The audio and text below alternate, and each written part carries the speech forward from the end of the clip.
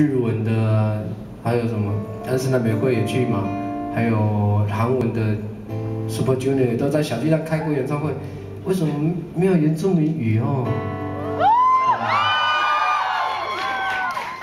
我不知道，可能是我啦，可能。然后因为我本来希望说有机会找到其他原住民歌手一起，但好像很难。那我们先做一次练习好不好？在明年就小巨蛋一样是小巨蛋，可是是都兰小巨蛋。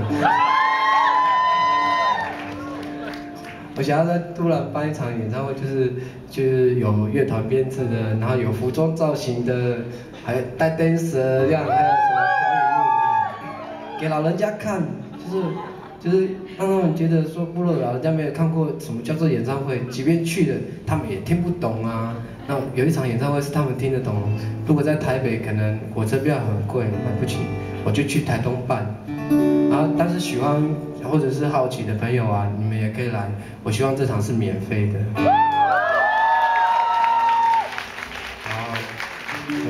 我要带动部落的观光，你去大家带1、2千块去住民宿啊，反正你们吃住都要在都兰嘛，有没有？对呀、啊，哇，这样子都兰的民宿都住满了，因为署名要开小巨蛋演唱会，你看这很酷啊，促进部落产业，就大家尽量消费哦，在部落就吃不完的山蔬啊、瓜牛啊、野菜啊，就反正都到都兰了嘛。反正演唱会是免费的，但是我希望我们部落的人都有赚到钱，但是用的方式是我们属于我们文化的内涵的那个，就是我们不会被别人取代，我们有自己的东西，然后趁着那个机会可以跟很多人分享的，是这样子应该就会有发展了。好了，这是我的理想啊，我希望明年可以，然后也要靠大家，就是尽量来这边消费啊，后面有摆摊。有卖我的专辑啊、T 恤啊，我会加油。